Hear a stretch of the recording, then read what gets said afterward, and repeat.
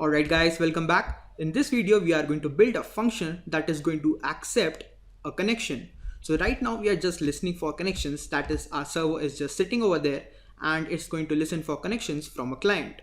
But what we also have to do is, after listening to a connection, if a connection is initiated, we also have to accept the connection. So we are just going to make a function that is going to accept connections. But first, let me just comment over here a little bit so that when you guys go over the code again, it helps you out.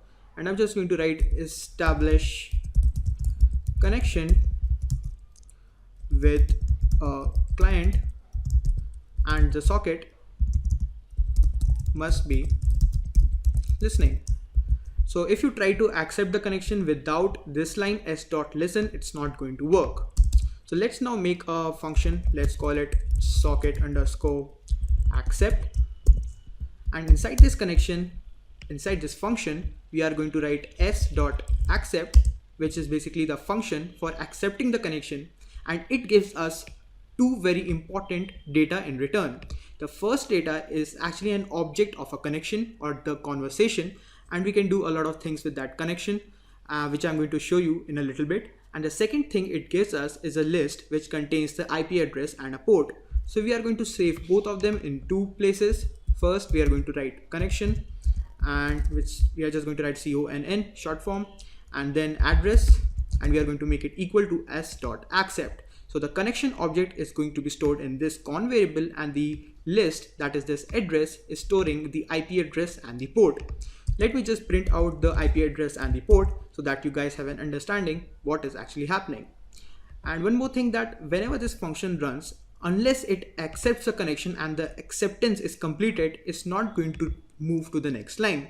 So when it's going to get to the print area, it will already be connected to other computer. That is why we can just print out connection has been established. That's pretty cool. And after that, we are just going to print out the IP address. Let's write plus IP, and we are going to just print out the IP address in small letters.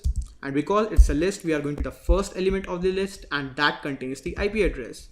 Let's print out the port now, and we are just going to write port.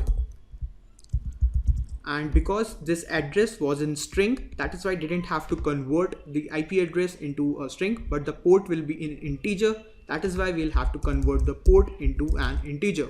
So you're just going to write address, and then we'll just write the second element of the list. Now it will print this out when the connection has been established.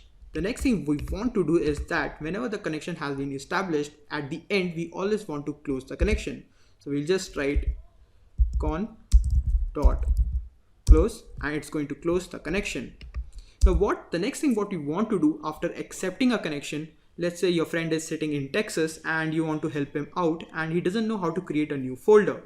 So what you want to do is, from your computer, you want to send a command to his computer that will create a new folder, which can be like mkdir or something like that. So we're just going to create a function called send underscore commands, and we are going to use the con object inside it. So con is basically the conversation, and whenever we want to do anything with the connection, we use this con object. So now that we have created this function, actually we are going to create this function in the next video, and this is pretty much it for this video. So first we created a socket, then we bind the socket to the port and host, and then we listened for connection, and after a client is trying to connect to us, we are going to accept the connection, and is going to store it in the two variables of con and address. And after the connection has been accepted, it's going to print out the IP address and the port at which the connection has been established. This IP address and the port will be of the client or your friend or your victim. After the connection has been established, what we want to do is actually send some kind of commands, for example making a directory or something, after which we are going to close this connection. So guys, this is pretty much it for this video. In the next video, we are going to implement this send command function. So I'll see you over there.